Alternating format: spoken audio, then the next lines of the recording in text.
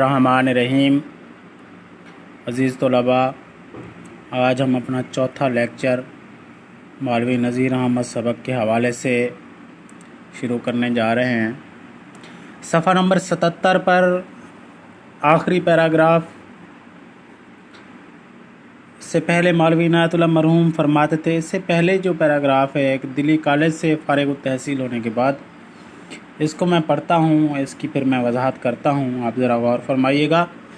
Delhi college से फ़ारिग तहसील होने के बाद उन्हें कोई सरकारी मुलाजमत नहीं मिली तो सख्त बरहम हुए मतलब नाराज़ हुए, नालां हुए, खफा हुए।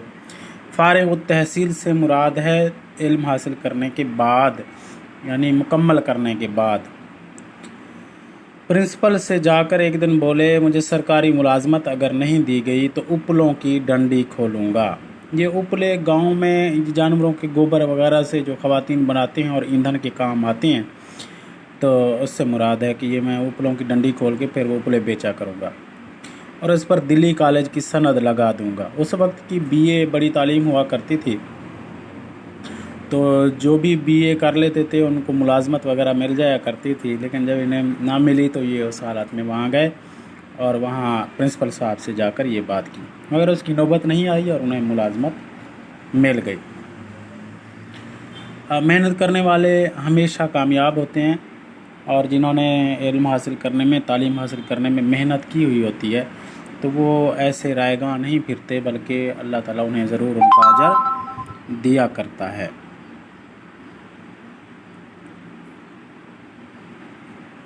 अब ज़रा देखिएगा कि अगला पैराग्राफ हम पढ़ते हैं। मौलवी इनायतुल्लाह मरहूम फरमाते थे कि जब हम लाहौर से दिल्ली वापस आ रहे थे तो एक ही डब्बे में सब सवार थे। ये मौलवी इनायतुल्लाह दहलवी, मौलवी ज़काउल्लाह दहलवी के आप बेटे हैं। मौलवी ज़काउल्लाह प्रोफेसर थे और सर सैयद अहमद ख़ान के बहुत अच्छे दोस्त थे और मौलवी इनायतुल्लाह भी उर्दू अदब के हवाले से बड़ा नाम गुज़रा है और ख़ुसूसन अलीगढ़ तहरीक के हवाले से इनका बड़ा किरदार है।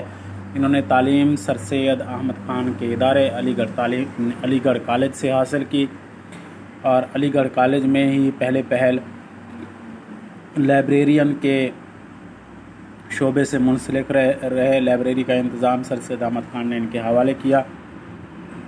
उसके बाद ये कुछ अर्सा वहाँ अलीगढ़ कॉलेज में एजाज़ी तौर पर रियाजी के प्रोफेसर भी रहे। इसके साथ साथ सर सैयद अहमद ख़ान के कहने पर उन्होंने प्रोफेसर आर्नल्ड की किताब प्रीचिंग ऑफ इस्लाम का तर्जमा किया, पैगाम इस्लाम के हवाले से। फिर ये बाद में हैदराबाद दक्कन चले गए और वहाँ निज़ामत का शोबा संभाला दारुल तर्जमा में और काफ़ी अरसा वहाँ पर दारुल तर्जमा में वहाँ मौजूद रहे। कदा होती, बहस व तकरार होती और बालाखिर एक राय होकर तर्जमा लिख लिया जाता। तर्जमा मुकम्मल होने के बाद भी एक नाबीना जय्यद आलिम को पढ़कर सुनाया गया और एक और आलिम को नज़रसानी के लिए बाहर भेजा गया, यानी किसी बाहर के मुल्क भी भेजा गया। नाबीना अंधा जिनकी आंखें काम ना करती हों, जय्यद आलिम कहते हैं बड़ा आलिम जो कि अपने इल्म पर गिरफ्त रखता हो। जब कापियों की तसहीह हुई और प्रूफ देखे गए, प्रूफ यानी इमला देखी गई कि कहीं कोई ज़बर ज़ेर पे शद मद की कोई गलती ना रह गई हो, तब भी उनमें तरमीम की गई। तरमीम करना, कान चान करना, बेहतर करना, और जब तक उसकी तरफ से पूरा इत्मीनान नहीं हो गया उसे शाया नहीं किया गया।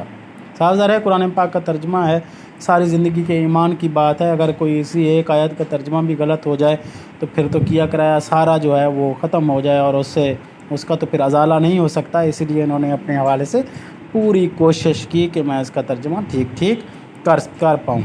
इसमें 2.5 साल लग गए, मगर तर्जमा भी ऐसा शुस्ता व रफ्ता यानी शुस्ता बेहतर, अच्छा, रफ्ता यानी जिसमें तसलसल हो, रवानी हो, फसाहत हो, और मुहावरा हुआ यानी जिसमें मुहावरों का इस्तेमाल भी आ गया तर्जमे की नौयत के मुताबिक, क्या पिछले 50 बरस में कोई और तर्जमा उससे बेहतर शायर नहीं हो सका।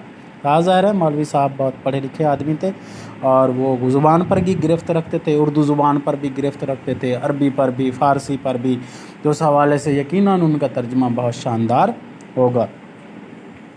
तर्जमे का असूल ही यही है कि जिस ज़ुबान में आप तर्जमा कर रहे हैं उन दोनों ज़ुबानों के हवाले से आप उसके तमाम रमूज़ से वाकिफ़ हों। और उस वक्त के पढ़े लिखे लोगों में मौलवी नज़ीर अहमद इस हवाले से बहुत पढ़े लिखे आदमी थे। खुद मौलवी साहब को अपनी तमाम किताबों में तर्जमातुल कुरान ही पसंद था और वो फरमाते थे कि मैंने और सब किताबें दूसरों के लिए लिखी हैं और ये तर्जमा अपने लिए किया है कि यही मेरा तोशाए आखरत है, यानी आखरत का ख़जाना है। और दीन के काम तो यकीनन आखरत में काम आते हैं, दुनिया में भी काम आते हैं, दुनिया में भी खैर व बरकत का बायस बनते हैं और आखरत में भी खैर व बरकत का बायस बनते हैं। ये वो लोग हैं जिन्होंने अपनी सारी ज़िंदगी तालीम में, तसनीफ़ में, तालीफ़ात में गुजार दी। अपने पीछे जो है वो लोगों के लिए किताबें छोड़ कर गए, इल्म छोड़ कर गए, अफ़कार छोड़ कर गए, नज़रियात छोड़ कर गए। और कौमें हमेशा नए तसव्वुरात और नए नज़रियात से बनती हैं और जिस कौम के पास बुलंद तसव्वुरात और नए नज़रियात ना हों तो वो कौमें भला क्या तरक्की कर सकती हैं। तो ये उस वक्त के हमारे हीरो हैं जो मुसलमानों का हिंदुस्तान में बहुत ज़्यादा ज़बों हाली का दौर था और मुसलमानों के लिए परेशानी का दौर था और उस वक्त के मुसलमान हर हवाले से पिसे हुए थे, ख़ुसूसन ज़हनी और इखलाक़ के हवाले से, जहालत की वजह से और इल्म ना होने की वजह से। तो उस अहद में इन लोगों ने जो है वो मेहनत की और हमारे लिए, आने वाली नस्लों के लिए काम किया। आज हमें चाहिए कि हम इनके इल्म से, इनकी फ़िक्र से, इनकी उस तहज़ीबी और तारीख़ी जिद्दोजहद से हम जो है वो फ़ायदा उठाएँ, हम अपने आप को समझें, अपनी तहज़ीब को समझें, अपनी माशरत को समझें और हम अपनी ज़िंदगी में भी मेहनत करें, कोशिश करें ताकि हम भी जो है वो एक कामयाब इंसान की ज़िंदगी गुजार के इस दुनिया से चले जाएं। और उसके साथ साथ ऐसे कुछ काम करके जाएं जो हमारे लिए भी तोशाए आखरत साबित हों। गंजीना गोहर से ये सबक लिया गया था। अल्हम्दुलिल्लाह हमारे गालबन चौथे लेक्चर में ये सबक मुकम्मल हुआ। हम इंशाअल्लाह अगला लेक्चर जो है वो अगले सबक इब्न इंशा के एक सफ़रनामा जो कहीं का भी नहीं है इस पर होगा। वमा अलैना इल्लल बलागुल मुबीन। मौजूद रहे।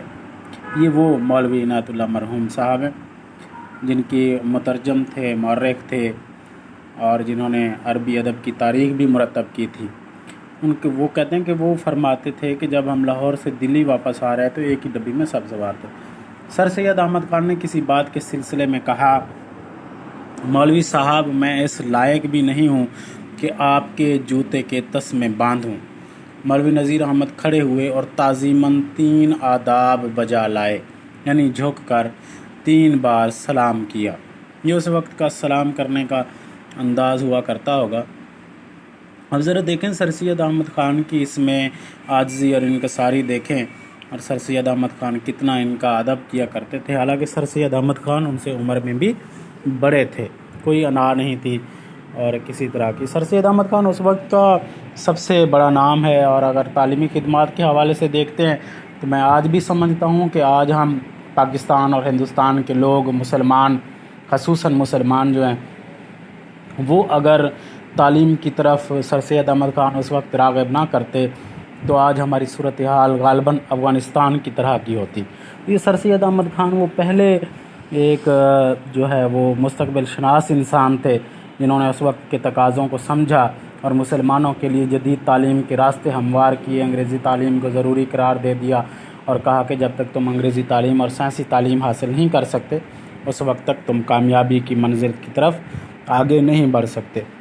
तो सर सैयद अहमद ख़ान की आजिज़ी और इनकसारी का ये आलम था और हमेशा सुराही सर निगू होकर भरा करती है पैमाने और जो आला ज़र्फ़ होते हैं हमेशा झुक कर मिलते हैं। तो आजिज़ी में, इनकसारी में और जिन लोगों का एहतराम अल्लाह ने जिनको मोहतरम बना दिया तो उनका एहतराम भी ज़रूरी होता है।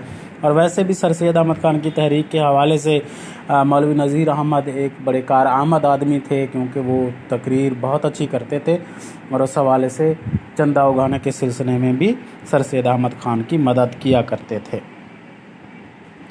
अब हम अगले सफ़े पर आ गए हैं। सफ़ा नंबर 79 है, 79।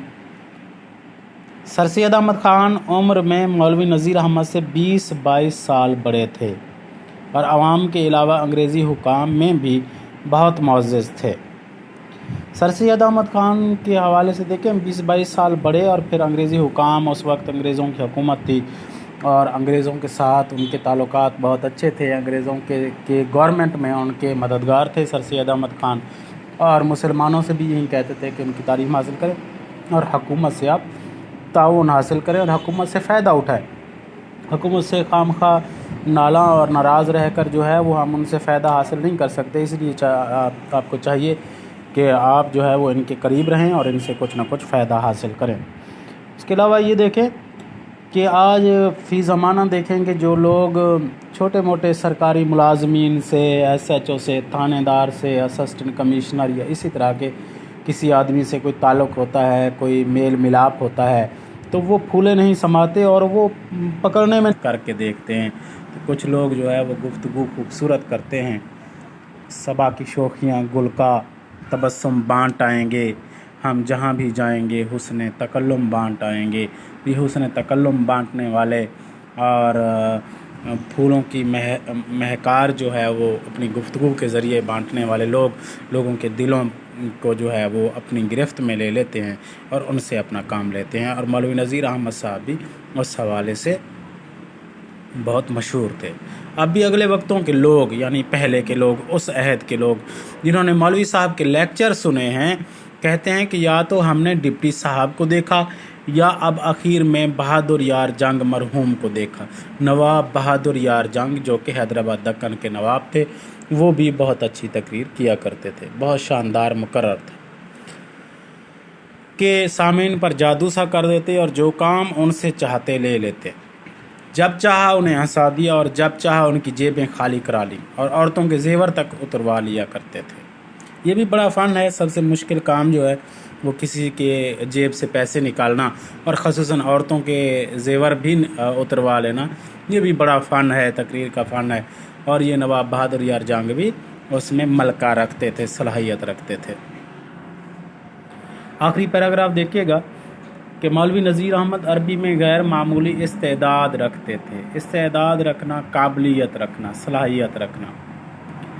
اس وقت کے علوم میں مسلمان مدرساتی نظام تعلیم تھا، مسلمان زیادہ تر جو ہے وہ عربی سے متعلق کتب پڑھا کرتے تھے اور عربی ان کو تعلیم کے حوالے سے ازبر ہوا کرتی تھی، یا اس میں جو ہے وہ کچھ نہ کچھ ان کو ہاؤ نو ہوا کرتی تھی۔ تو مولوی نذیر احمد بہت اچھی صلاحیت، استعداد رکھتے تھے عربی کے حوالے سے، اور ان کے ویسے ناول بھی پڑھیں تو عربی کی کئی ترکیبات ایسی ہیں جو عربی زبان سے انہوں نے لی ہوئی ہیں۔ کئی سال سے لوگوں کا ان پر تقاضا تھا کہ قرآن پاک کا ترجمہ کرو، مگر وہ پس و پیش کرتے، ٹال مٹول کرنا، پس و پیش کرنا، اور کہتے کہ یہ کام ان لوگوں کا ہے جو خدمت دین میں اپنی ساری عمر صرف کر چکے ہیں، استعمال کر چکے ہیں۔ مگر جب پنشن لے کر وہ دلی آ گئے تو تیسیر کا ترجمہ شروع کیا، یعنی آسان ترجمہ اردو میں شروع کیا، اور اسی ترجمے کی بات وہ پہلے نواب صاحب کے حوالے سے جو ہے وہ آئی تھی، والی ریاست جاورہ کے بھائی کے حوالے سے جو بات آئی تھی وہ ان کی وفات کے بعد انہوں نے اس کا ترجمہ چھپوایا تھا، اور اس سلسلے میں اکثر آیات قرآن کا ترجمہ بھی کرنا پڑا۔ اس نے اندازہ ہوا کہ یہ کام اتنا دشوار نہیں ہے جتنی کہ طبیعت میں ہچکچاہٹ ہے۔ چنانچہ کئی مولویوں اور عالموں کے مشوروں سے انہوں نے قرآن پاک کا ترجمہ کرنا شروع کیا۔ ایک لفظ پر رد و قضا ہوتی، رد و قضا، بحث و تکرار۔ عربی وہ زبان ہے جو کہ فصاحت اور بلاغت میں تمام زبانوں سے بڑھ کر ہے۔ ایک لفظ کے 70 معنی اور مفاہیم بھی عربی زبان میں ہوتے ہیں، اور خصوصاً میں یہ سمجھتا ہوں کہ اللہ کے کلام کا ترجمہ نہیں ہو سکتا، اللہ کے کلام کی روح ہوتی ہے، بس سمجھنے کے لیے جو ہے وہ اس کا ترجمہ کر دیا جاتا ہے۔ ایک رد و قضا، ان کے عجیب رویے ہوتے ہیں، اور وہ ایسی ان کی باتیں اور ڈینگیں ہوتی ہیں کہ سبحان اللہ کہ جی ہمارے وہ عزیز ہیں، وہ دوست ہیں، اور اسی طرح روب جھاڑتے ہیں اور روب جھاڑ کے اپنے مقاصد حاصل کرتے ہیں۔ لیکن یہ بڑے لوگ تھے، ان کو اس طرح کی کوئی پرواہ نہیں تھی، انہوں نے ہمیشہ جو ہے وہ علم کا اور عاجزی کا راستہ اختیار کیا اور کامیاب ہوئے۔ मौलवी नज़ीर अहमद भी उनकी बड़ी इज़्ज़त करते और दामे दरमे कदमे सुखने उनकी मदद करते। ये दाम दिरम आपने सुना होगा, ये मुहावरा है, दामे दरमे कदमे सुखने से मुराद है हर तरह से उनकी मदद करते। दाम दिरम से यानी पैसों से भी मदद करते, कदमे यानी चल के भी मदद करते, सुखने गुफ्तगू से भी मदद किया करते थे। एक दफ़ा अलीगढ़ कॉलेज में एक हिंदू मुहासिब कहते हैं हिसाब करने वाला, मुहासबा करने वाला, हिसाब करने वाला ने लाखों रुपए का गबन किया, फ्रॉड किया और कॉलेज जारी रखना मुहाल हो गया, मुश्किल हो गया। इस खबर को सुनकर मौलवी नज़ीर अहमद दिल्ली से अलीगढ़ पहुँचे और हर तरह की ढारस बंधाना, हौसला देना और मदद की ऑफ़र करना। बोले अगर रुपए की ज़रूरत हो तो ये रुपया इस वक्त मौजूद है, ले लो और भी दूंगा, और अगर किसी खिदमत की ज़रूरत हो तो मैं हाज़िर हूँ। सर सैयद इस खलूस से बेहद मुतासिर हुए, क्योंकि ये लोग समझते थे, ख़ासतौर मौलवी नज़ीर अहमद भी समझते थे कि मुसलमानों के लिए की तालीम के लिए सर सैयद अहमद ख़ान ने ये जो इदारा कायम किया है, ये मुसलमानों का वाहिद हिंदुस्तान में इदारा है जो उनकी तालीमी तिश्नगी को दूर करने में मदद दे रहा है। अगर ये बंद हो गया तो मुसलमानों के लिए तालीमी मसाइल बहुत ज़्यादा मुश्किल हो जाएंगी और तालीमी मसाइल पैदा हो जाएंगे और वो जदीद अलूम और अंग्रेज़ी अलूम हासिल करने में कामयाब ना हो सकेंगे, नाकामी का उनको सामना करना पड़ेगा। इसलिए ये हर तरह से चाहते थे कि अलीगढ़ कॉलेज चलता रहे और हम इसकी खिदमत करते रहें। मौलवी नज़ीर अहमद अलीगढ़ के चंदा उगाने के सिलसिले में बहुत कार आमद आदमी थे, यानी काम के आदमी थे। इसलिए जहाँ तक मुमकिन होता सर सैयद उन्हें अपने दौरों में साथ रखते और उनसे तकरीरें कराते। नज़ीर अहमद की क़ुव्वत तकरीर के मुतालिक कहा जाता था कि इंग्लिस्तान का मशहूर मुकर्रर बर्क भी उनसे ज़्यादा मौसर तकरीर नहीं कर सकता था। ये बर्क, एडमंड बर्क, ये इंग्लिस्तान का मशहूर मुकर्रर गुज़रा है, तो उससे जो है वो इसका मवाजना किया जा रहा है कि कहते हैं कि ये मौलवी नज़ीर अहमद जो है वो उससे भी अच्छा मुकर्रर था। क़ुव्वत तकरीर भी अल्लाह ताला की बड़ी मेहरबानी है और कुछ लोग जो हैं वो इसमें मलका रखते हैं और मौलवी नज़ीर अहमद जो है वो उन लोगों में शामिल थे। जैसे कि इस हवाले से शेर है कि उसने सोना बना के मट्टी से मुझको मट्टी के भाव बेच दिया, और सुना है बोले तो बातों से फूल झड़ते हैं, ये बात है तो चलो बात करके देखते हैं। तो कुछ लोग जो है वो गुफ्तगू खूबसूरत करते हैं, सबा की शोखियाँ गुल